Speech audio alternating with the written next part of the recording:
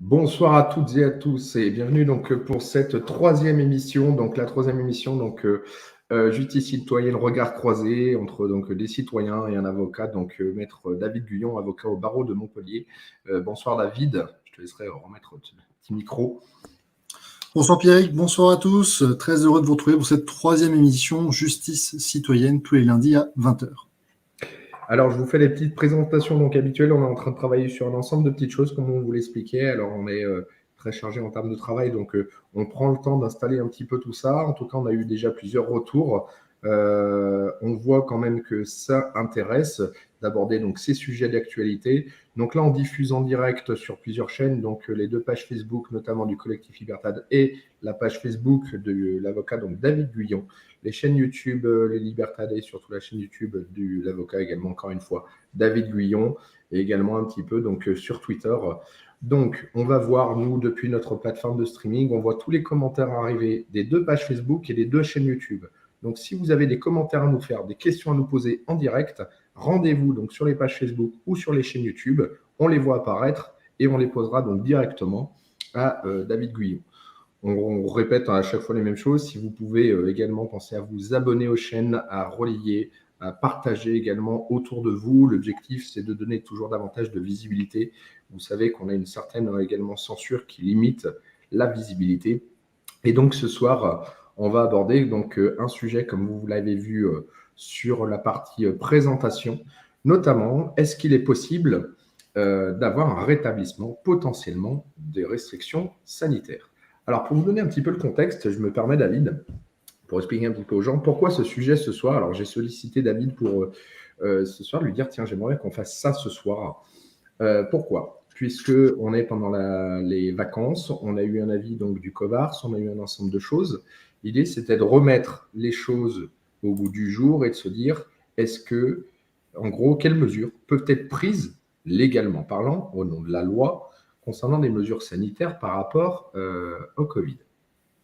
Donc, on va décrypter un petit peu la loi de l'état d'urgence sanitaire qui a été notamment promulguée en juillet 2022, avec toutes les petites choses qu'il y a dedans et que va pouvoir nous décrypter, comme il le fait très bien à chaque fois, donc David. On va reparler très rapidement un petit peu de la vie du COVARS. Et surtout, pourquoi faire ce sujet-là, puisque vous voyez, il y a quand même une certaine inquiétude également. Encore une fois, on en revient toujours au sujet des enfants. Je vous en reparler, même si ce n'est pas l'objectif ce soir. Vous avez pas mal d'émissions qui en traitent, allez voir tout ce qui est fait, notamment par les Mamans Louves, Association Parents en colère et tout ce qui s'ensuit. Mais il y a toujours une petite inquiétude.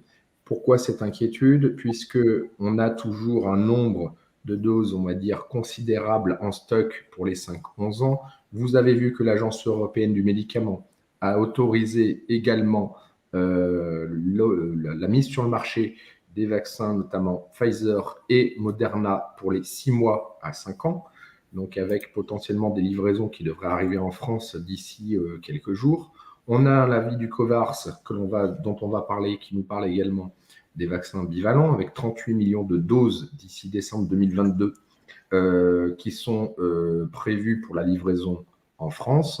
Et cet avis COVARS qui nous parle du retour du masque, et le retour du masque dont on retrouve une notion, notamment dans le protocole sanitaire pour les établissements scolaires qui, à partir du niveau 1, prévoit potentiellement le retour du masque pour les enfants par rapport à ce qui sera appliqué en population générale.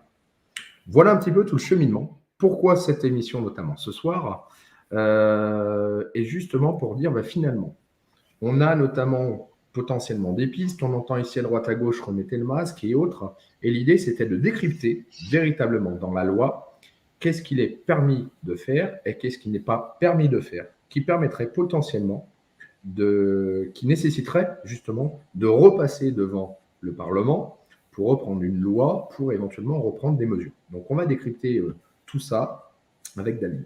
Tu m'excuses David, cette fois j'ai beaucoup introduit, j'espère ne pas t'avoir pris trop la parole. Je t'en prie. Pas de souci, Pierrick, c'est très bien que tu fasses effectivement cette introduction, parce qu'après, c'est moi qui prends très longtemps la parole.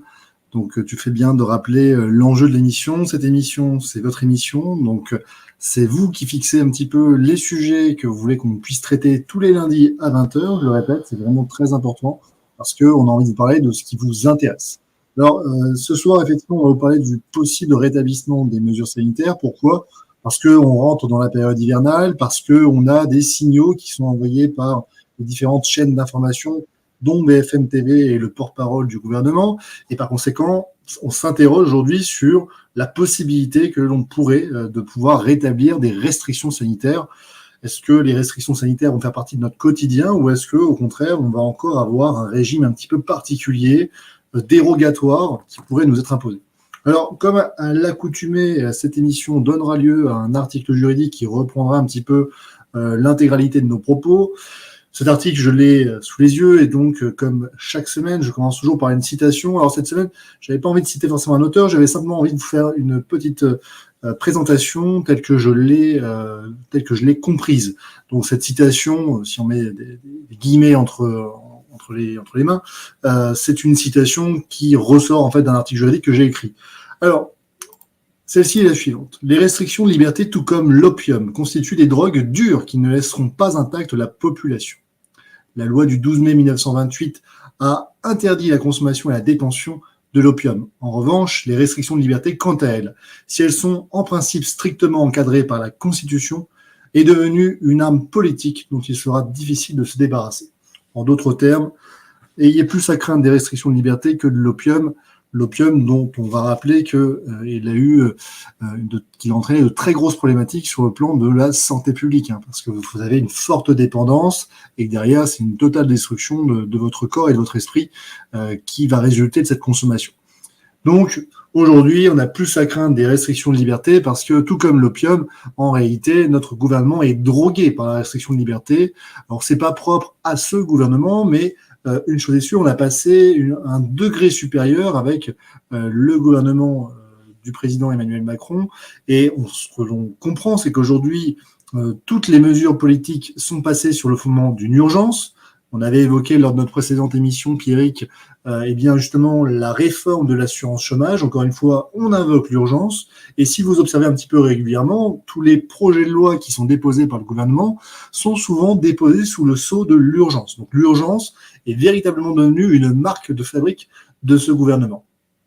Également, les restrictions de liberté, c'est-à-dire que lorsque il n'y a plus d'idées ou il n'y a plus de solutions, au lieu de chercher à avoir d'autres possibilités, d'autres alternatives, bien on se tourne vers les restrictions de liberté. Il suffit de voir effectivement sur l'énergie, on vous apprend davantage à pouvoir donc baisser votre chauffage et on augmente le prix des denrées premières de manière à vous inciter finalement à vous auto-rationner, c'est ça qui se passe, quand vous laissez l'augmentation des denrées alimentaires et d'une manière générale de l'ensemble des produits de consommation de la vie quotidienne, en fait, vous appliquez indirectement la restriction, le rationnement. Et donc, au lieu de se tourner vers d'autres modes alternatifs de politique qui seraient beaucoup plus constructives et sur lesquels, effectivement, je laisserai Idriss Aberkan parler beaucoup mieux que moi sur ces sujets-là, parce qu'à chaque fois que je suis ces émissions, c'est vraiment extrêmement instructif. On s'aperçoit effectivement que, à défaut d'avoir des idées, on a des restrictions de liberté. Donc, ça, effectivement, c'est vraiment la marque du fabrique de ce gouvernement. Donc, il n'y a pas de raison qu'avant la fin de ce second quinquennat, il n'y ait pas de nouveau des restrictions de liberté. On l'a déjà vu un petit peu avec le pass énergétique, on en avait parlé, Pierrick. Je pense que cette émission qu'on a faite il y a à peu près un mois et demi, n'a pas fini de faire couler de l'encre parce que je pense qu'on s'oriente vers cela. Qu'en est-il des restrictions pour cause sanitaire? Alors tout d'abord, la première restriction, en tout cas une des premières restrictions pour cause de crise sanitaire Covid-19, c'est bien l'arrêté ministériel du 14 mars 2020. C'est cet arrêté, vous savez, qui avait été décidé un petit peu tardivement dans la nuit, en tout cas en tout début de soirée, par notre ministre des Solidarités et de la Santé, Monsieur Véran, qui avait décidé de fermer tous les établissements recevant du public et notamment les établissements de convivialité à compter donc du 14 mars 2020 minuit, donc en plein milieu du service, jusqu'au 15 avril 2020. Donc on avait une fermeture administrative générale, totale, pendant un mois, dont on sait effectivement que cette fermeture s'est étendue pendant plus quasiment d'une année pour les boîtes de nuit et pendant 2 mois consécutifs, 83 jours exactement pour les restaurants et tous les lieux de convivialité se rattachant donc à la restauration, au débit boisson, etc., etc. Donc, c'est la première mesure qui a été prise et s'en est suivi toute une série de mesures jusqu'à nos jours, avec la loi du 30 juillet 2022 prise au cœur de l'été, avec la nouvelle majorité, la nouvelle composition politique qui, au cœur de l'été, donc a discuté bien, de la fin de l'état d'urgence. Alors, est-ce que c'est vraiment la fin? En fait, non, pas vraiment. D'ailleurs, c'est pour ça qu'on le précise dans la loi. Si on vous parle d'une fin d'état d'urgence sanitaire, c'est que c'est pas vraiment la fin de l'état d'urgence sanitaire. Deux raisons, deux motifs pour convaincre un petit peu mon auditoire.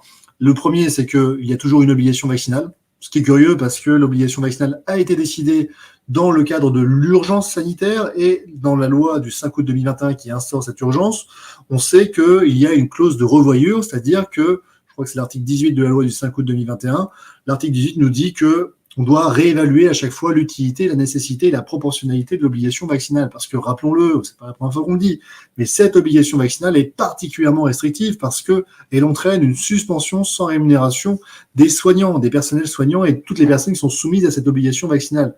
Ce n'est pas un licenciement, c'est une suspension sans rémunération. C'est pire que cela, puisque, en fait, vous êtes considéré comme étant encore en activité, mais vous ne percevez plus aucune rémunération. Vous ne pouvez donc pas prétendre aux aides sociales, vous ne pouvez pas prétendre à l'indemnité chômage, et même pour si vous voulez effectivement vous réorienter professionnellement parlant, c'est compliqué parce que vous n'êtes pas considéré comme étant en recherche d'emploi. Donc c'est vraiment un statut très particulier qui est un statut bâtard, en fait, il faut clairement le dire. Et donc la loi du 30 juillet 2022 n'y a pas mis fin, contrairement à ce que l'on peut penser. Deuxième chose, la loi du 30 juillet 2022 va maintenir les fichiers SIDEP et les fichiers Contact Covid, ce qui veut bien dire encore une fois qu'on va maintenir des mesures qui avaient été prises dans l'état d'urgence et on va les insérer dans le droit commun.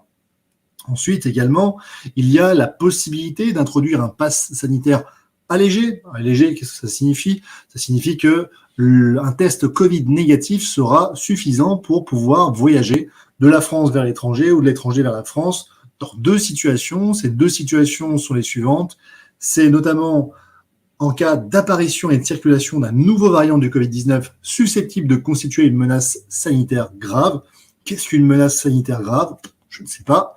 En cas de risque également de saturation des hôpitaux. Qu'est-ce qu'un risque de saturation des hôpitaux? En fait, on a encore une fois des notions qui sont très floues et pourtant qui sont extrêmement importantes à définir, puisque ce sont sur le fondement de ces deux situations, un nouveau variant qui serait susceptible de créer une menace sanitaire grave ou effectivement un risque de saturation des hôpitaux. Et donc là, effectivement, si vous ne définissez pas clairement ces deux situations, il s'ensuit que ça va reposer, bien entendu, le rétablissement de ces restrictions va reposer sur des critères qui seront subjectifs, évolutifs et bien entendu totalement autoritaires, pour ne pas dire effectivement discrétionnaires. Discrétionnaire serait peut-être plus adapté. Mais quoi qu'il en soit, cette loi du 30 juillet 2022, si elle s'appelle fin d'état d'urgence sanitaire, en réalité, c'est encore un sorte de régime transitoire parce qu'on a introduit dans le droit commun des mesures qui n'existaient pas avant l'état d'urgence sanitaire. C'est la raison pour laquelle on dit très souvent qu'il ne faut pas prendre pour habitude de restreindre la liberté parce que cela laisse toujours des stigmates. C'est ce qu'on appelle l'effet cliquet. C'est lorsqu'une liberté est restreinte, elle ne revient jamais à sa situation d'origine. Donc, effectivement, tout d'abord, le possible rétablissement des mesures restrictives de liberté pourrait passer par le rétablissement d'un test Covid négatif. Alors à ce jour, ça n'existe pas, ce test Covid négatif pour voyager de l'étranger vers la France ou de la France vers l'étranger, puisqu'il faut que vous soyez dans une de ces deux situations, soit une menace sanitaire grave ou un risque de saturation des hôpitaux. Donc pour l'instant, nous ne sommes pas dans cette situation, mais la loi du 30 juillet 2022 le prévoit très, très clairement. Il est possible d'introduire un pass sanitaire allégé, ce test sanitaire, ce test négatif, pour pouvoir voyager. Alors, petite remarque. Parce que je me permets, David, évidemment. Donc, pour bien résumer, donc, ce qu'on a dans cette loi, c'est potentiellement un retour possible de mesures selon des critères pas véritablement définis, mais essentiellement aux frontières. Tu nous confirmes qu'à ce jour… C'est un pass sanitaire allégé. Un pass sanitaire allégé pourrait être rétabli si on est dans ces deux situations, menace sanitaire grave ou risque de saturation. Eh bien, pour confirmer pour tout le monde, on est bien d'accord, ça ne s'applique pas à l'intérieur de la France. Non, ça ne s'applique pas à l'intérieur de la France et ça ne s'applique pas au 31 octobre 2022, tout court. D'accord. Ça ne s'applique pas. Donc aujourd'hui, on ne peut pas exiger que vous présentiez un test Covid négatif pour pouvoir voyager de la France à l'étranger ou de l'étranger vers la France. D'accord ? Après, exception faite, hein, selon la législation du pays d'où vous allez atterrir ou du pays duquel vous allez partir. Bien entendu, si vous arrivez dans un nouveau pays, hein, voilà, ça sera la législation de ce pays qui s'appliquera.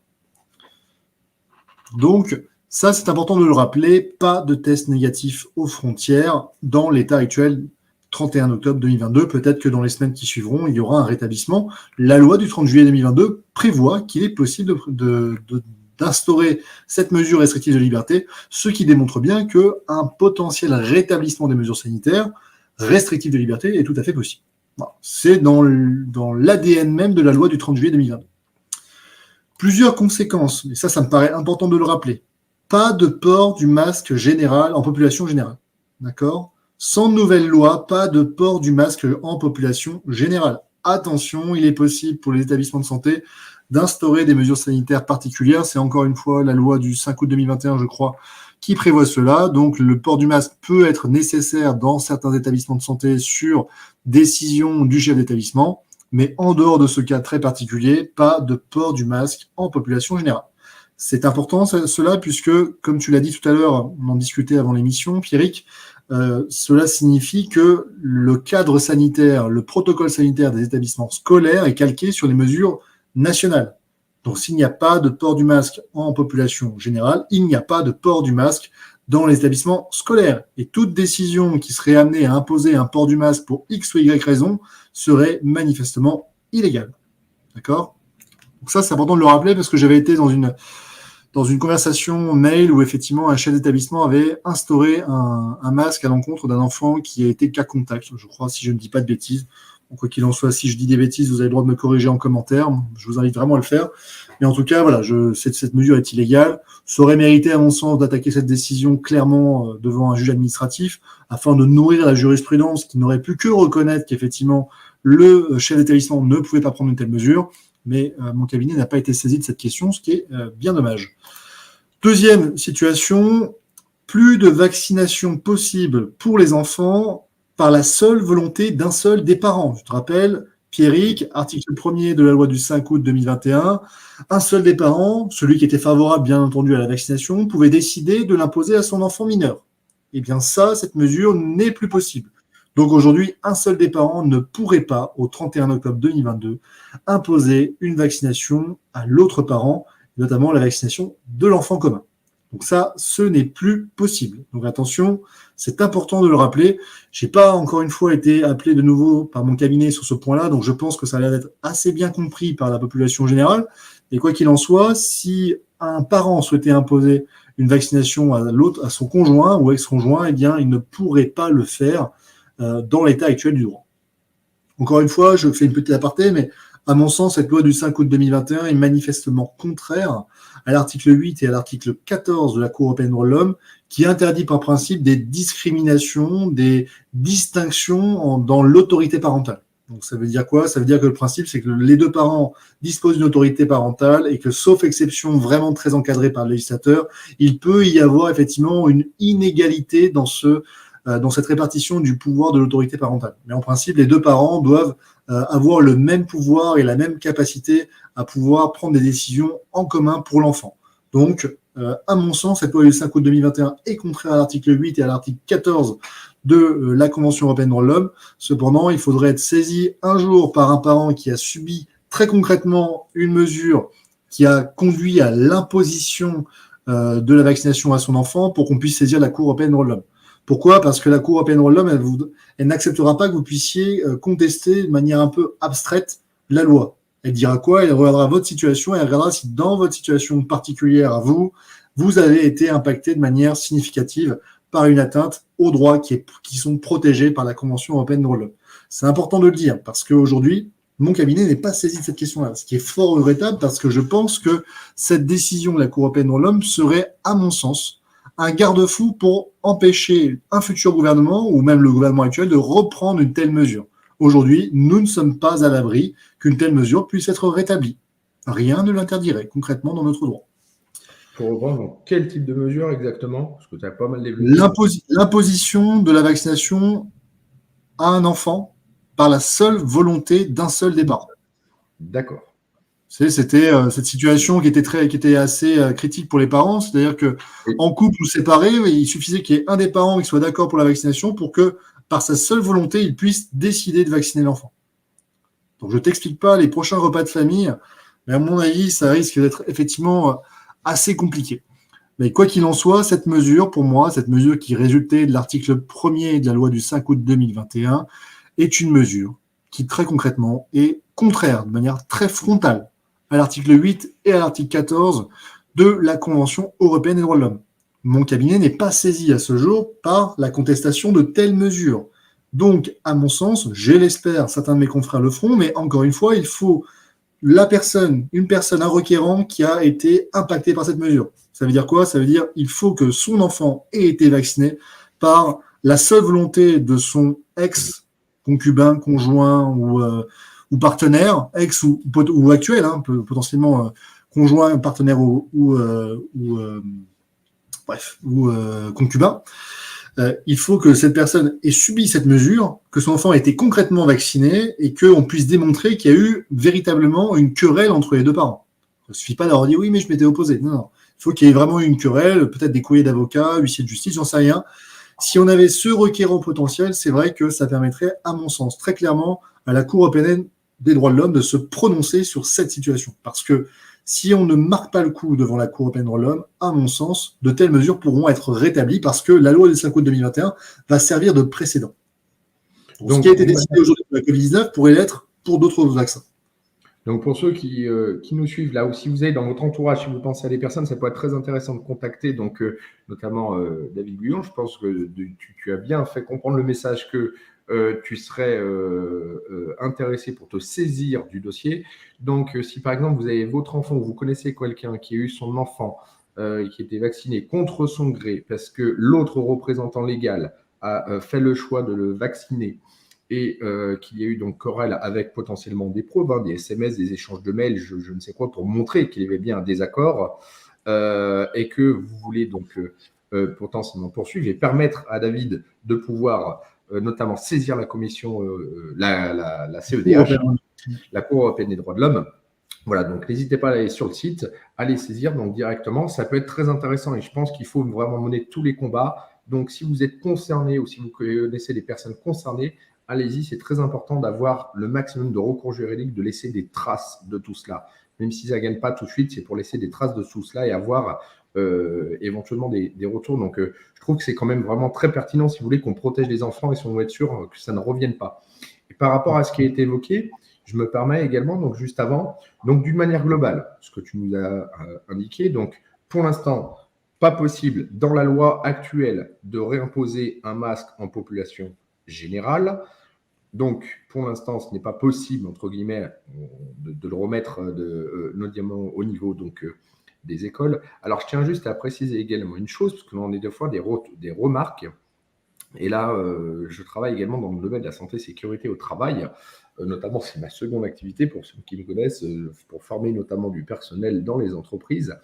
Et là, tu vas me dire si je me trompe, David. D'une manière globale, souvent, on entend le retour des fois que dans quelques entreprises, les employeurs réimposent le masque, même à l'heure actuelle. Alors, Illégal.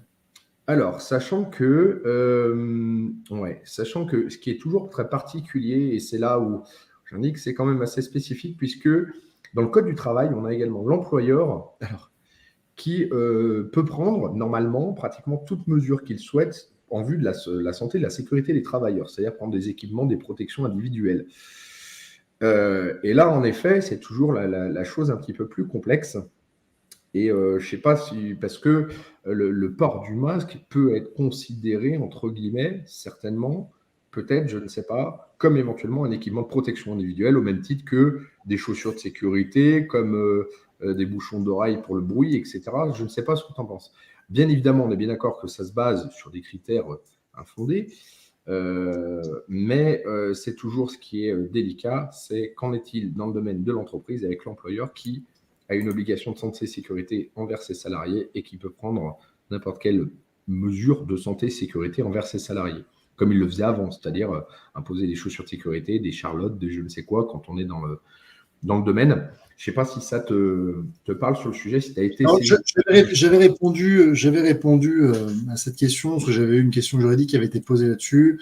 Alors, je te dis illégal, bon, on va apporter un petit peu de nuance. Il faut que ce soit quand même justifié. Oui. D'accord. Toujours, comme d'habitude, nécessaire, justifié et proportionné. Donc, en principe, oui, il est possible de le faire sous le fondement du Code du travail, mais attention, c'est quand même une restriction de liberté, hein, même si certains te diront, oui, bon, c'est quand même pas terrible, c'est un port du masque, c'est rien. C'est quand même une restriction de liberté, donc il faut que ce soit justifié, nécessaire et proportionné, comme toute restriction de liberté. Donc, oui, par principe, mais attention, si c'est vraiment imposé uniquement parce que l'employeur estime qu'il faut l'imposer, sans justifier et sans rapporter la preuve de l'utilité, ben non, ce serait illégal. Et c'est le gros problème d'ailleurs que l'on a, c'est que dans les entreprises, finalement, en fait, sans même justifier le port, il faut bien reconnaître une chose, c'est qu'aujourd'hui, en fait, comme le masque est reconnu par des autorités sans preuve de quoi que ce soit, comme potentiellement, on va dire, comme efficace, et forcément, dans les entreprises, ils se basent plus ou moins là-dessus, sans n'apporter. Attention, c'est plus compliqué ça. C'est pas forcément que les autorités scientifiques considèrent que le masque est efficace. Ils vont considérer que certains masques, dans certaines conditions, peuvent s'avérer efficaces. Ce qui est un petit peu différent, parce que le port du masque grand public, bon, il n'est pas parfait. Il est grand public, mais on sait très bien qu'il est limité. Sa capacité véritablement à apporter une plus-value sur le plan sanitaire, elle est assez discutable parce que ce sont justement des masques grand public qui ne sont pas forcément de très bonne qualité. Mais le bon masque au bon endroit, au bon moment, effectivement, les autorités sanitaires sont plutôt d'accord là-dessus pour dire que ça peut être utile. Maintenant, la question, est-ce que le port du masque grand public apporte véritablement une plus-value? Là, à mon sens, c'est plus discutable. Mais là, ça relève d'un débat scientifique. Et j'avoue que je ne suis pas scientifique moi-même, donc je ne pourrais pas avoir un avis pertinent. Quoi qu'il en soit, sur le plan juridique, toujours la même chose, il faut rapporter la preuve de la nécessité, de l'utilité et de la proportionnalité de la restriction de liberté. Si vous ne rapportez pas préalablement la preuve de ces trois conditions, la mesure est illégale. D'accord, très bien. Merci pour ces éléments. Écoute, on va continuer. Là, on est déjà à bientôt 30 minutes. Je pense qu'on a déjà abordé pas mal de choses. Du coup, est-ce que tu avais encore des points davantage à développer Les trois trucs. Donc, les trois choses que la loi du 30 juillet 2022 permet quand même aujourd'hui de clairement réaffirmer. La première chose, je l'ai dit, pas de port du masque en population générale sans nouvelle loi. D'accord, c'est important, il faut le préciser, ça a des conséquences pour les enfants puisque les enfants, c'est calqué sous les mesures nationales. Donc, attention. Deuxième chose, plus de vaccination possible à l'initiative d'un seul des parents. C'est important de le rappeler, d'accord? Ça a existé, ce type de mesure a existé. Et la troisième chose, pas de passe sanitaire ou de passe vaccinal qui vous est imposé. D'accord? Y compris dans les hôpitaux. On ne peut plus vous imposer de passe sanitaire ou de passe vaccinal. Petite subtilité, attention, si vous êtes soumis effectivement à une opération et qu'on exige de vous la preuve d'une non-contamination à la Covid-19, en effet, dans ce cas-là, dans certaines conditions, si c'est justifié médicalement, il est possible effectivement de vous l'imposer. Faut-il que ce soit justifié médicalement? Si ce n'est pas justifié médicalement, et si on fait référence effectivement à la loi du 5 août 2021 dans sa version antérieure au 30 juillet 2022, c'est illégal, c'est un délit. D'accord? Donc, voilà ce que nous a permis quand même la loi du 30 juillet 2022, c'est quand même de clarifier ces trois choses-là. Alors, cette loi, bien entendu, je l'ai expliqué, le 30 juillet 2022, elle met fin à l'état d'urgence sanitaire, mais pour autant, elle permet quand même un rétablissement des mesures liberticides. C'était justement le sujet de la vidéo, c'est est-ce qu'un rétablissement des restrictions sanitaires est possible? Oui, effectivement, je l'ai dit tout à l'heure, je le répète très rapidement, mais la loi du 30 juillet 2022 permet de rétablir un certain nombre de restrictions, notamment en imposant un test négatif aux frontières, dans deux situations. Il faut tout d'abord une menace sanitaire grave. Qu'est-ce qu'une menace sanitaire grave? Ou une saturation des structures hospitalières. Et on va même aller plus loin, un risque de saturation des structures hospitalières. Donc, on en revient toujours à la même question. Il ne faut pas forcément que le risque soit réalisé pour que des mesures restrictives de liberté soient prises. Est-ce qu'il existe aujourd'hui la possibilité, la certitude à chaque fois de pouvoir rétablir très concrètement ce risque? Ce qu'on s'est aperçu pendant la crise sanitaire, c'est qu'on avait des algorithmes qui pouvaient prédire un certain nombre de catastrophes sanitaires, et que ces algorithmes, la moindre des choses qu'on a pu voir, c'est que ils se sont avérés très éloignés de la réalité.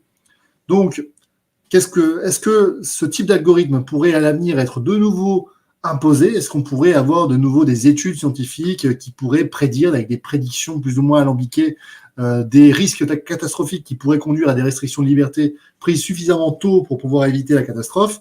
Là, encore une fois, on voit très bien qu'avec ce type de critères extrêmement flous sur lesquels on regrette parfois qu'il n'y ait pas un plus grand encadrement, eh bien, on pourrait tout à fait avoir de nouvelles restrictions de liberté. Mais attention, sur la loi du 30 juillet 2022, ça se cantonnerait à la question du test négatif aux frontières. Mais il est possible effectivement d'avoir un rétablissement de certaines restrictions sanitaires. Dans ce cas-là, effectivement, le gouvernement pourrait être habilité par un décret après avis du COVARS, c'est le nouveau conseil scientifique.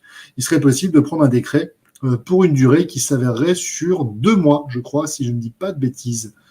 Voilà, pour une durée de 2 mois maximum. Pendant 2 mois, on pourrait réinstaurer un test négatif aux frontières. Passé ce délai, il faudrait que de nouveau le législateur se réunisse et se prononce au sujet de cette restriction. Est-ce que j'ai été bien clair, Pierrick ? Oui, très bien. Et puis, donc du coup, d'une manière globale, il faudrait également, donc si on va aller plus loin, puisque là, même si tu indiquais, ça resterait comme... Alors, c'est toujours des mesures de trop, on est d'accord, mais c'est quand même très limité. Si on veut repasser au-delà, il faudrait passer par un projet de loi. Et ce qui peut... C'est la deuxième partie de mon article, si tu veux. Je vais expliquer un peu comment on pourrait revenir effectivement à un vrai rétablissement des restrictions sanitaires. C'est-à-dire quoi? Ça veut dire de nouveau une vaccination obligatoire, un pass sanitaire ou voire un pass vaccinal, une nouvelle vaccination pour les enfants à l'initiative d'un seul des parents, le rétablissement du port du masque en extérieur, en intérieur, etc., etc.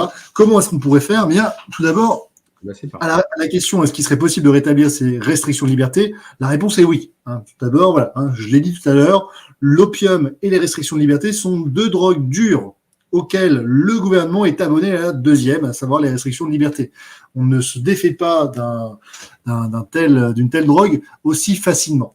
Alors, effectivement, comment est-ce qu'on pourrait rétablir ces restrictions de liberté?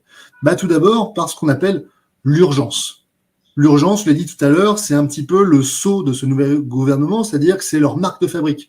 Il n'y a pas un seul projet de loi où il n'y a pas une petite question d'urgence, parce qu'avec l'urgence, on peut imposer un 49 alinéa 3, on peut imposer une procédure accélérée, on peut demander à sa majorité finalement d'exécuter aux ordres du gouvernement la politique décidée par le Premier ministre sous couvert du président de la République. Et donc, cette urgence peut effectivement conduire à des restrictions de liberté qui seront bien plus importantes que celles qui ont été prévues par la loi du 30 juillet 2022, c'est-à-dire rétablissement concrètement des différentes mesures sanitaires que nous avons connues. Alors, bien entendu, il faudrait quand même un petit peu emballer tout ça derrière du scientifique, et donc il faudrait s'assurer que les éléments scientifiques à disposition du gouvernement soient suffisamment graves pour pouvoir justifier de telles mesures, mais finalement, on a compris que le rétablissement des mesures restrictives de liberté pour cause sanitaire repose davantage sur des choix politiques que sur des choix scientifiques, ce que d'ailleurs, très régulièrement, les différentes comités scientifiques, conseils scientifiques avaient rappelé, c'est-à-dire qu'ils donnaient des préconisations et ils revenaient ensuite au gouvernement de décider quelles seraient les mesures à mettre en place. Donc, l'urgence. Et pour vous donner finalement quelques exemples, comment l'urgence a permis de balayer d'un revers de main finalement la Constitution, l'article 34 de la Constitution prévoit que en matière de liberté publique, c'est de la compétence du législateur. C'est-à-dire que si vous voulez restreindre des libertés publiques, il faut une loi. C'est ça que ça signifie. Le 14 mars 2020, comme je l'ai énoncé un peu plus tôt dans cette émission, le ministre des Solidarités et de la Santé a décidé de fermer tous les établissements recevant du public, notamment ces lieux de convivialité, et ce pour une durée d'1 mois.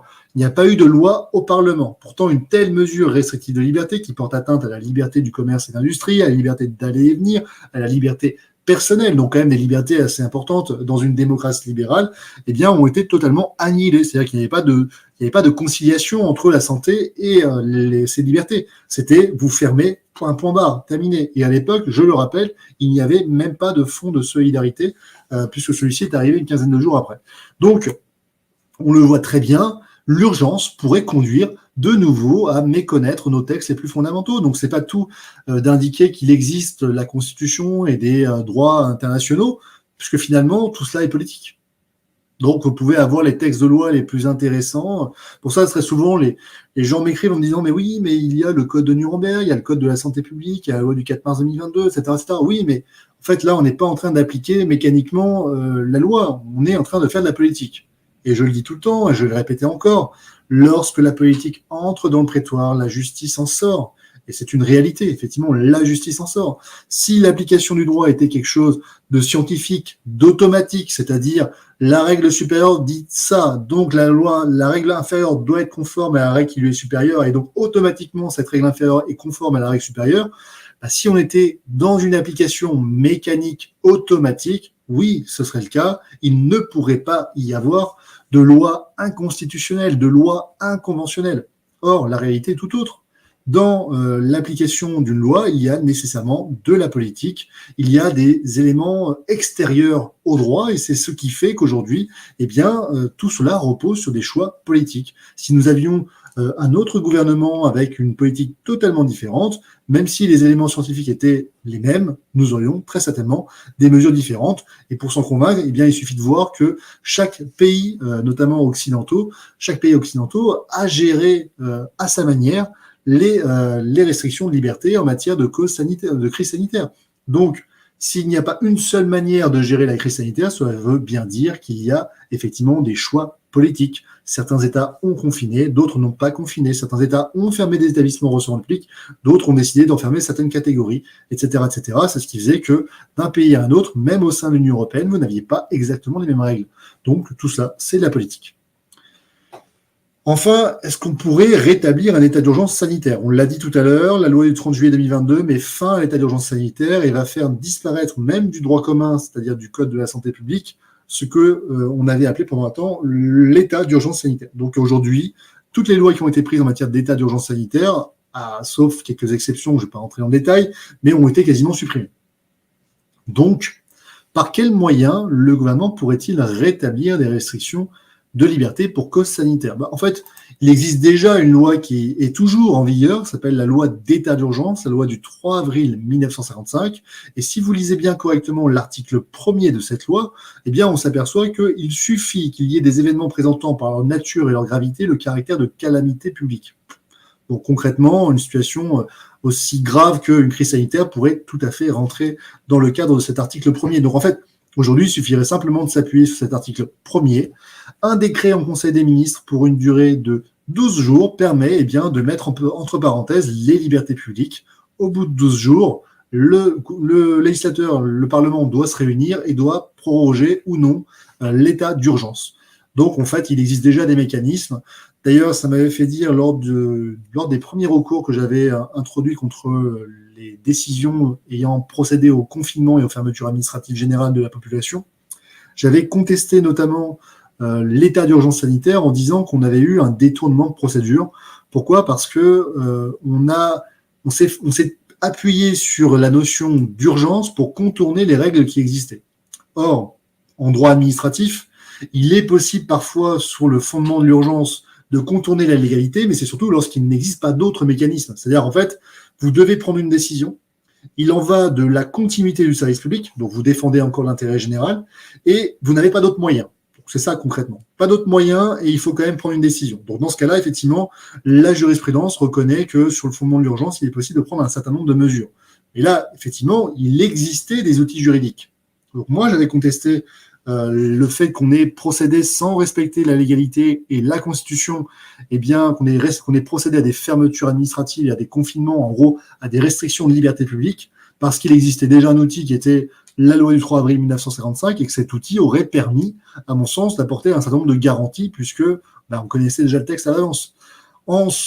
Finalement, en se détachant de cette loi du 3 avril 1955, on a créé un régime totalement sur mesure qui a permis au gouvernement de faire après tout et n'importe quoi, puisque, encore une fois, on le rappellera, la plupart des mesures restrictives de liberté, il est très difficile aujourd'hui, encore maintenant, de pouvoir savoir quel est l'impact significatif qu'elles ont eu concrètement sur l'épidémie. Et d'ailleurs, on le voit aujourd'hui, en fait, même s'il n'y a pas de confinement, de fermeture administrative ou toute une série de mesures restrictives de liberté qu'on a connues durant les 2 derniers hivers, aujourd'hui, on s'aperçoit que finalement, l'épidémie suit sa propre progression. Il y a des flambées, des diminutions, des augmentations, des récessions. Voilà, tout ça finalement pour dire que aujourd'hui, il est quand même assez difficile de savoir si concrètement les mesures que l'on a prises ont eu un impact significatif. Et je pense qu'on ne le saura jamais, parce que si on avait la réponse à cette question, je pense qu'il y aurait effectivement matière à un certain nombre de procès. Voilà à peu près ce que je pouvais dire sur ce sujet. Pierrick, est-ce qu'il y a d'autres questions avant qu'on conclue cette émission? Non, il y avait potentiellement des commentaires. Alors moi, du coup, je vais t'en poser une. J'ai préparé tout de suite une petite chose. Est-ce que, selon toi, moi, ce que je redoutais potentiellement, j'aimerais avoir ton avis. Est-ce que, à ton avis, selon toi, s'ils voulaient reprendre les mesures, ils repasseraient par un état d'urgence? Ou est-ce qu'ils tenteraient de faire comme ils ont tenté de faire en décembre 2020? Alors, à moins que j'ai pas assez suffisamment écouté ton exposé, mais de faire comme en 2020, je vous rappelle ce projet de loi. Alors attention, qui n'avait pas été acté, je ne sais pas si tu te rappelles, David, qui a fait beaucoup de bruit à l'époque. Je me rappelle Décembre très bien. 2020, je redonne le contexte. Décembre 2020, encore aucune dose de vaccin, vous allez comprendre pourquoi je vous parle de ça, n'est encore arrivée, n'a encore été injectée en France. Décembre 2020, donc c'était un projet de loi instituant, comme vous le voyez ici, instituant un régime pérenne de gestion des urgences sanitaires en procédure accélérée, qui avait été très rapidement retiré, donc qui n'était même pas passé devant l'Assemblée nationale, tellement ça avait été contesté, parce qu'on avait, si je peux me permettre, encore la population qui réagissait encore pas mal à cette époque. Il réagissait pourquoi? Parce que concrètement, ça visait à insérer un passeport sanitaire, ce qui est l'ancêtre un petit peu du pass sanitaire, et qu'à l'époque, je le rappelle, la population n'était pas vaccinée. Donc le problème, c'était pas le passeport sanitaire, c'est de dire, vous allez appliquer des restrictions de liberté, alors que nous, on n'a même pas encore eu la possibilité de se faire vacciner. C'était ça le problème, et rien d'autre. Donc c'est pour ça que ça fait un tollé. Une fois que les gens ont pu être vaccinés, finalement, ils en avaient un petit peu rien à faire que un certain nombre, une minorité de la population n'ait pas accepté les injections. Très bien. Donc, charité bien ordonnée commence toujours par soi-même, Pierrick. Pardon? Charité bien ordonnée commence toujours par soi-même. Hein. Tu l'auras compris. Hein. C'est la démonstration. Hein. On est bien d'accord que. Alors, donc pour toi, on repasserait forcément par un état d'urgence ou on pourrait passer par un projet de loi Non, pour comment? En fait, ce que je voulais démontrer, c'est que soit on passe par un régime dérogatoire fondé sur l'urgence, il existe une urgence et on va prendre des mesures au fur et à mesure parce qu'on fait ce qu'on veut comme on veut. En fait, il n'y a pas besoin de respecter la Constitution, il n'y a pas besoin de respecter le cadre juridique qu'on aurait pu fixer préalablement pour gérer des crises. Ou alors, on revient à une conception un peu plus traditionnelle, on va sur la loi du 3 avril 55, qui est déjà une loi dérogatoire, et dans ce cas-là, on sait à peu près comment est encadré le pouvoir du gouvernement, c'est-à-dire 12 jours où on peut restreindre les libertés, puis en ce 12e jour, il faut que le Parlement se prononce. Ok, très bien. Sachant que donc. Il y a deux choix. Ok, très bien pour ces éléments.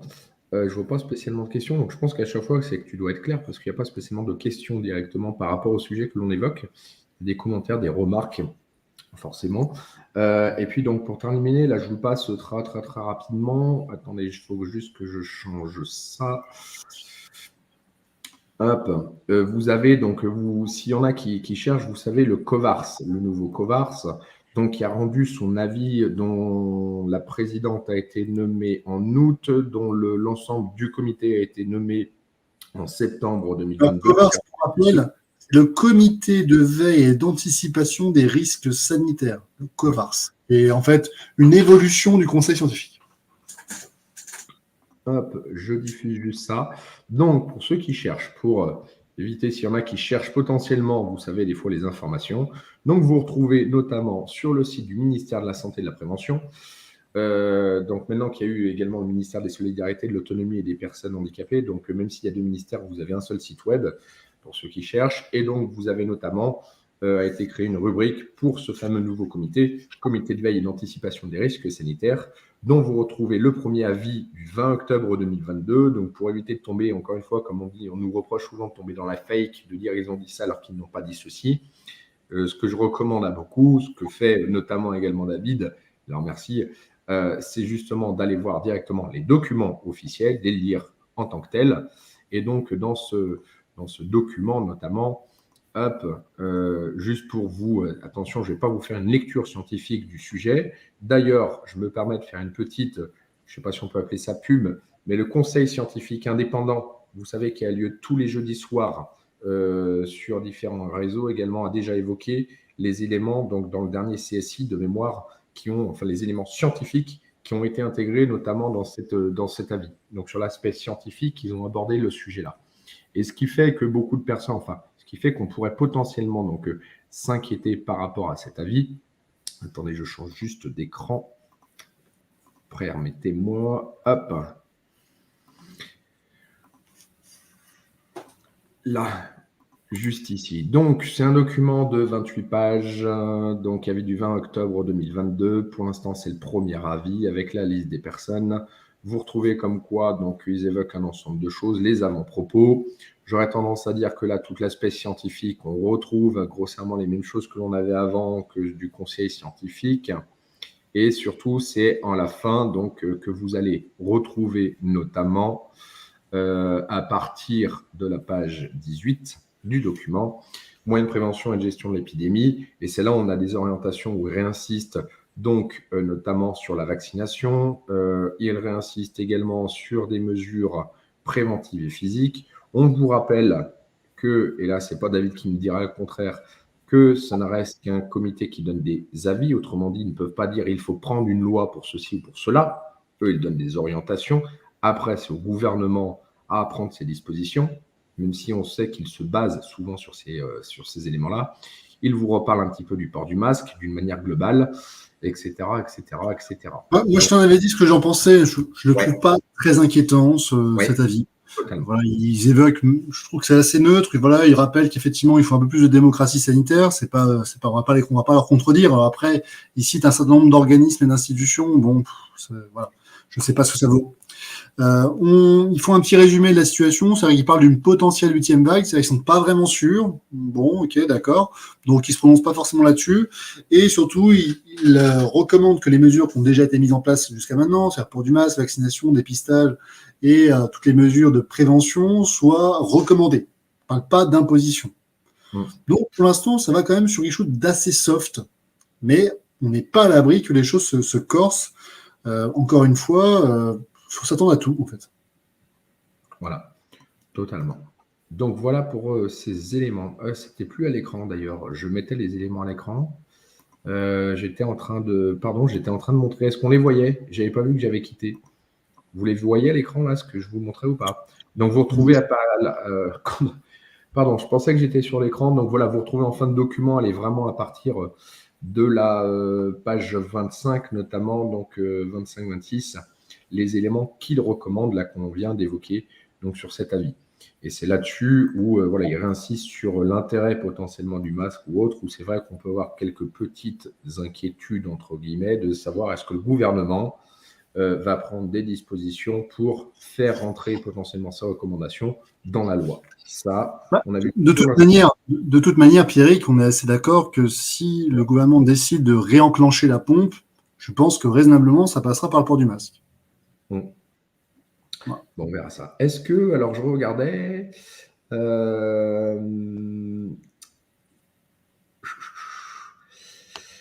y a-t-il des questions? Je remonte un petit peu le chat, excusez-moi, je regarde en direct, parce que comme je vous dis, on les voit arriver en direct. Je ne vois pas spécialement de questions, il y a plus des commentaires. En tout cas, merci à toutes et tous pour votre présence. Vous êtes près de 250 là en direct à nous suivre avec toutes les plateformes cumulées. Non, je ne vois pas spécialement. Moi je vois des questions et on me parle d'un recours CEDH jugé recevable déposé par division. Voilà, je ne sais pas. Je le note. Il en a parlé lors de la dernière émission qu'on a faite sur ma chaîne, émission que je vous invite à voir d'ailleurs, parce qu'il y a quand même plein de choses vraiment très intéressantes. Mais je ne sais pas exactement sur quoi porter ce recours. J'espère que j'aurai l'occasion d'en rediscuter avec lui. Je pense raisonnablement qu'il nous tiendra informés de ce qu'il en est. Quoi qu'il en soit, moi j'ai aussi des recours CEDH qui sont en cours de rédaction et d'autres qui ont été déposés et dont j'attends un petit peu de passer le filtre pour communiquer dessus. Mais en tout cas, pour moi, je reste persuadé. Alors peut-être l'avenir me donnera raison ou me donnera tort, mais c'est peut-être mon rôle aussi d'avocat de penser encore que la justice peut avoir un rôle à jouer. Sinon, il faut que je change de métier. Donc, raisonnablement, je pense que la justice a encore un rôle à jouer. Maintenant, le temps de la justice peut être un temps qui est assez long. Ça, c'est la première chose. Et la deuxième chose, je pense que la Cour européenne des droits de l'homme peut être une instance, certes pas irréprochable, mais suffisamment indépendante, suffisamment éloigné du pouvoir politique français qui est, encore une fois, rappelons-le, la France a géré d'une certaine manière la crise sanitaire. D'autres pays dans l'Union européenne et d'autres pays dans le Conseil de l'Europe qui est soumise à la juridiction de la Cour européenne de l'homme ont géré très différemment. Donc je pense qu'il n'y a pas d'unanimité sur la question de la crise sanitaire et c'est justement ça qui peut être, à mon sens, un point positif pour la Cour européenne de l'homme parce qu'elle va regarder ce qui a été fait dans l'ensemble des pays. Et à partir du moment où elle va constater qu'il n'y a pas d'uniformité, elle pourra dire, nous, de toute façon, notre boussole n'a pas bougé depuis 1946, n'a pas bougé, c'est la Convention européenne de l'homme, et à partir de ce moment-là, on va appliquer notre jurisprudence. Donc, et la jurisprudence de la Cour européenne de l'homme est quand même plutôt favorable aux arguments que nous avançons sur les restrictions de liberté. Alors, juste avant de quitter, il y a une question, alors je ne sais pas si on va pouvoir y répondre. Oui, en effet, ça c'est vraiment d'actualité. Je ne sais pas si tu as suivi un petit peu le droit européen. Je mets la question de oups. Il paraît que c'est von der Leyen qui décidera de nouvelles restrictions. Alors, je pense que ça ne se limite pas à ça. On a vu que la Commission européenne de mémoire, je ne sais pas si tu as vu passer, a donc 2 traités qui viennent, ratifier 2 documents qui permettent, en cas d'épidémie, de mémoire, de pandémie, à l'Union européenne, enfin la Commission européenne, de prendre davantage de dispositions. Est-ce que tu as vu ces éléments passer? Non, je n'ai pas vu ces 2 textes. J'en ai entendu parler comme tout le monde. Maintenant, il faudrait que je puisse lire vraiment dans le détail ces 2 textes pour qu'on puisse en faire une analyse très concrète. Peut-être que ce serait le sujet d'une prochaine émission, Pierrick. Mais effectivement, je préfère qu'on en parle lors d'une prochaine émission parce que là, je n'en sais pas assez et j'aurais peur de raconter des bêtises. D'accord. Alors, est-ce que, tiens, je vous pose la question en direct pour ceux qui nous suivent. Est-ce que c'est le genre de sujet pour la prochaine émission qui pourrait vous intéresser? Voilà. Je pense qu'il y a une personne qui a posé une question très intéressante, c'est que faire contre les décisions de l'Union européenne? Voilà. Donc là, encore une fois, le juge de droit commun, c'est-à-dire le premier juge qui est censé appliquer correctement le droit de l'Union européenne, c'est le juge national. En gros, le juge judiciaire, le juge administratif. Comment? C'est très simple. Nous, en France, on regarde notamment nos décisions par rapport à la Constitution, également par rapport aux conventions internationales dont fait partie également l'Union européenne. Mais pour le droit de l'Union européenne, c'est pareil. C'est-à-dire que vous comparez le droit de l'Union européenne qu'on appelle dérivé, c'est-à-dire que ça dérive des actes originels, avec le droit originel, c'est-à-dire les traités de fonctionnement de l'Union européenne et les traités de l'Union européenne. Donc, on va regarder si ce règlement de l'Union européenne ne méconnaît pas lui-même une règle qui lui est supérieure prévue par le droit européen. Donc voilà, c'est tout à fait possible de contester la conventionnalité d'un règlement devant le juge national parce que le juge national est le juge de droit commun de l'Union européenne. D'accord. Donc, on peut contester ces mesures, bien sûr. Et de fait, donc, également, ce que l'on peut faire, donc je pense que ça peut être une idée de sujet, David, pour la semaine prochaine, donc les fameux de traiter, alors je ne sais plus le terme exact du droit européen, ou de recommandations.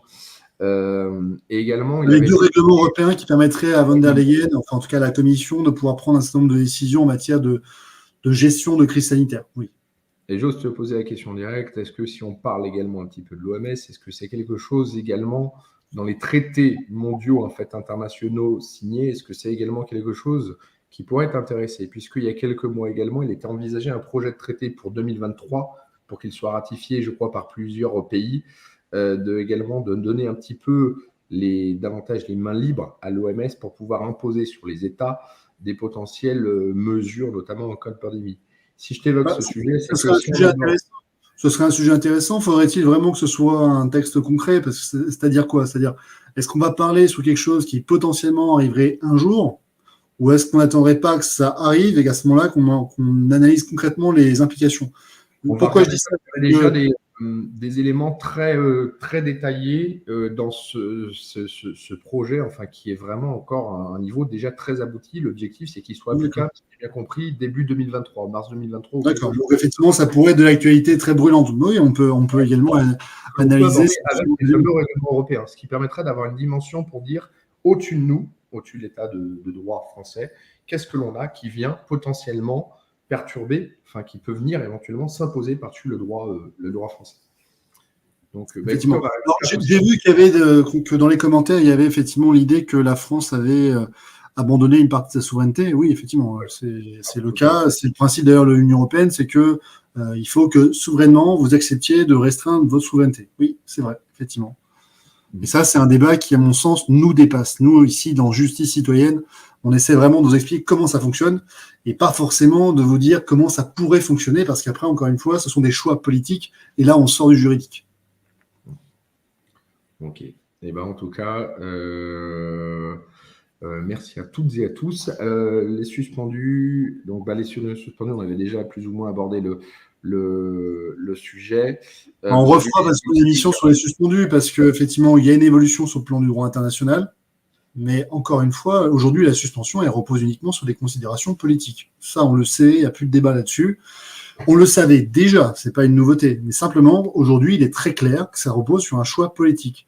Le choix politique, et en tout cas la volonté politique du moment, ce n'est pas de réintégrer les soignants.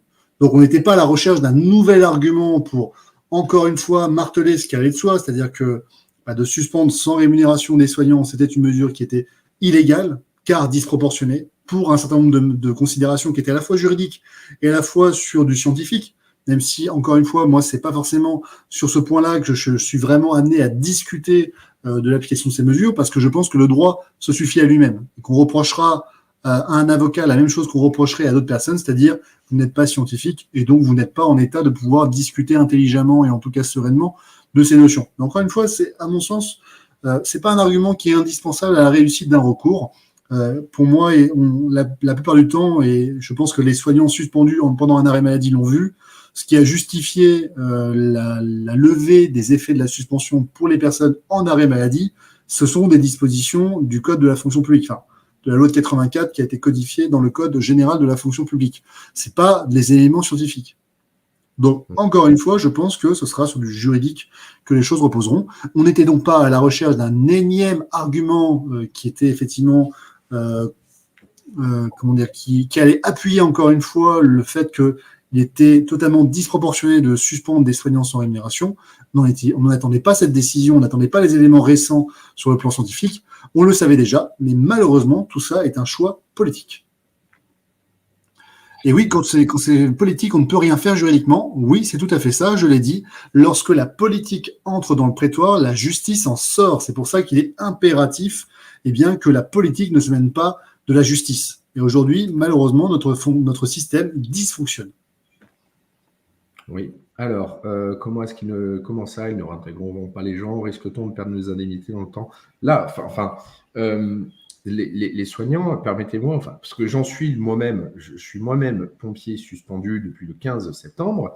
J'ose le dire, je crois, excusez-moi, je ne sais pas pour être violent dans les propos, je crois qu'il va bien falloir comprendre que là, on est dans quelque chose qui n'existait pas avant et que tant qu'on ne fait pas sauter cette chose-là, il n'y a aucune réponse à tout cela. Hein. Dis-moi si je me trompe, David, mais pour l'instant, tant qu'on ne fait pas sauter cette obligation vaccinale, tant qu'il n'y a rien qui change, est-ce qu'on va être intégré ou pas?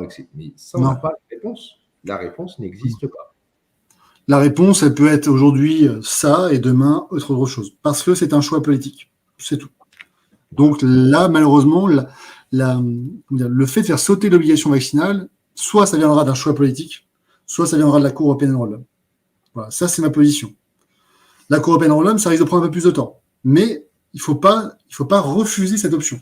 Parce que si on repart encore dans 5 ans avec effectivement un nouveau président, mais qui se rattache au même bord politique, croyez-moi, vous n'allez jamais reprendre votre boulot. Or, la Cour européenne des droits de l'homme, effectivement, je pense que dans 5 ans, très raisonnablement, on aura déjà nos décisions. On les aura, nos décisions.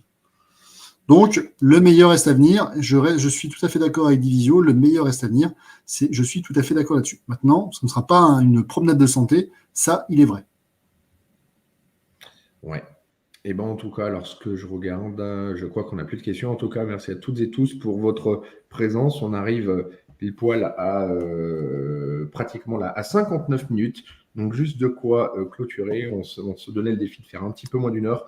Je termine également sur une petite chose. Comme d'habitude, pensez bien à vous abonner aux pages Facebook et aux chaînes YouTube, à vous abonner, liker pour suivre également donc, les éléments.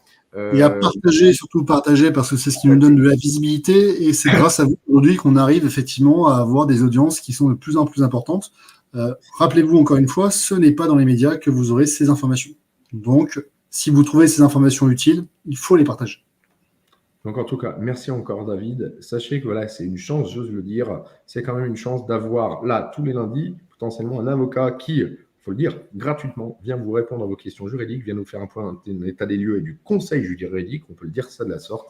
Donc en tout cas, merci encore à toi, à David, et surtout de rendre le droit accessible à n'importe quel citoyen et compréhensible, et qui nous permet également, je tiens à le dire, ces éléments-là nous sont, si tu t'en rends compte, David, mais nous sont très utiles, parce que nous qui sommes des fois sur le terrain, qui allons voir des élus, des personnes et autres pour essayer de discuter, pour éviter de tomber dans la fake et autres, on a une possibilité, au moins des arguments, sans dire qu'on va faire du droit juridique, mais des arguments qui nous permettent d'expliquer des choses également aux gens pour avoir vraiment un discours, on va dire, raisonné, construit et surtout qui puisse toucher les personnes. Donc, merci encore à toi. On vous dit rendez-vous lundi 20h, donc encore une fois, sur les chaînes YouTube, sur les pages Facebook. Je fais toujours une petite, il n'en parle pas assez, mais David également vous fait régulièrement dans la semaine des courtes vidéos, des interviews également d'autres personnes. Lui, sur sa chaîne, il a interviewé donc Divisio il n'y a pas longtemps. Également, donc l'avocat, dis-moi si je me trompe, de Christian Perron. Maître Benagès, oui, qui m'a fait le plaisir et l'honneur de venir sur ma chaîne, effectivement. Donc, Maître Benagès, qui est l'avocat du professeur Perron, qui reviendra d'ailleurs peut-être sur la chaîne. Je lui ai proposé en tout cas de venir aussi souvent qu'il le souhaitait. Donc, voilà, une interview vraiment de qualité qu'on a donnée jeudi dernier. Un très très bon moment. Sincèrement, j'ai passé un très bon moment en sa compagnie. Avant et après aussi l'émission, hein, ça c'est les off de l'émission. Mais en tout cas, un confrère vraiment très sympathique. Je vous invite vraiment à revoir cette émission si vous ne l'avez pas vue, parce que, à mon sens, il donne véritablement la ligne de conduite à tenir pour tous les soignants ou les libéraux de manière générale qui ont été traînés devant leur ordre.